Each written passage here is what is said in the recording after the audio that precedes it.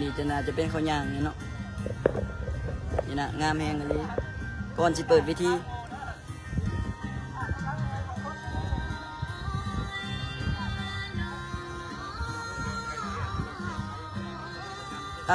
วันที่6 ที่ 7เนาะ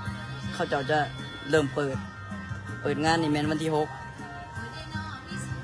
วันที่6น่าจะเริ่มเปิด12สีพาย12สีพายซ้าย12สีพายยิ่ง29สีพายซ้าย29สีพายยิ่งแล้วก็มือสุดท้ายเนาะจะเป็นสวงเรือใหญ่เนาะเป็นเรือ35สีพายเนาะน่าจะแม่นเนาะบุญมีบุญจือเนาะเป็นพิธีสวนคนยางเนาะ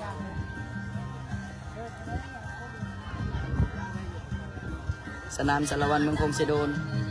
คือบ่แม่นเมืองสารวัน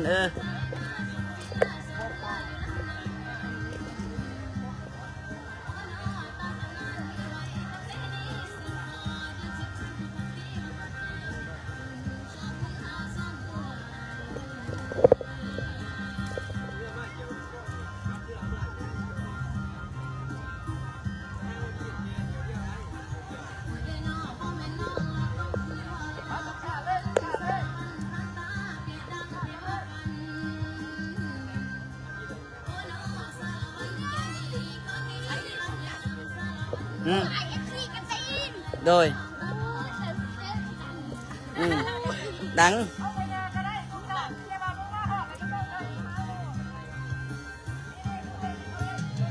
ถ่ายวิดีโอนี่ตัวข้าเจ้านี่ดิย่างจะสิแล้วก็ย่างจะสันเด้อแล้วมันเอาไปตัดเอาลงนี่ถ่ายจะสิแล้วครับยุดลงไปถ่ายเบิ่ง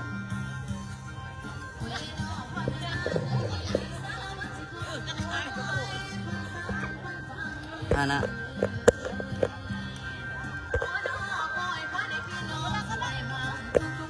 บ่ได้ดังบ่ได้ดัง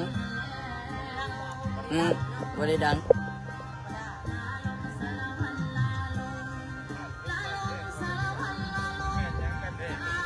คนก็พาพ้นอากาศบ่เป็นใจน้องคนสิโตเนาะอย่าลืมอย่าผ่านน้องวันที่6 ที่ 7นี่วันเสาร์ศุกร์เสาร์อาทิตย์บ่พวกเขามีนัดที่สนามสารวันเมืองสารวันเนาะเดือดเนาะสารวันบอกเลยว่าที่แล้วนี่บนนี้ก็เต็มเนาะคนนี่เป็นหอดพูนเต็มพานี้ก็เต็มหมดนะบอลเดี๋ยวว่าผู้แทนเขาเบิ่งเนาะ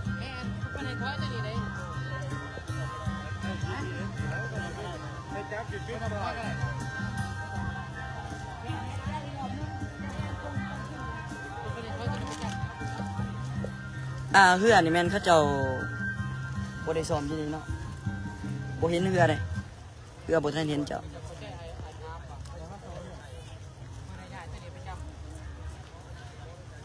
เฮือนี่น่าจะเป็นมืออื่นนี่เขาจะแก่มากมือตุกล่ำแล้ว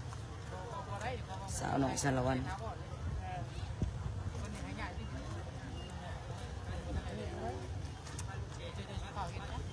บ้านในงาน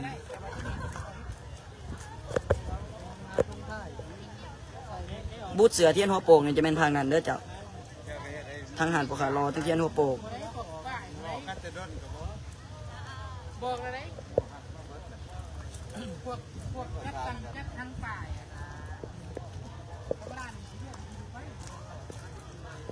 คนหลายเนาะ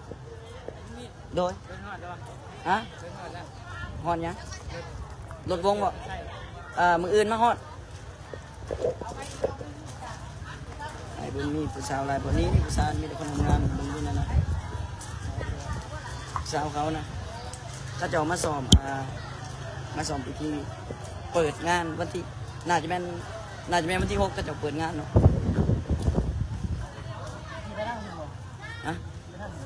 ไปพังนั้นเนาะ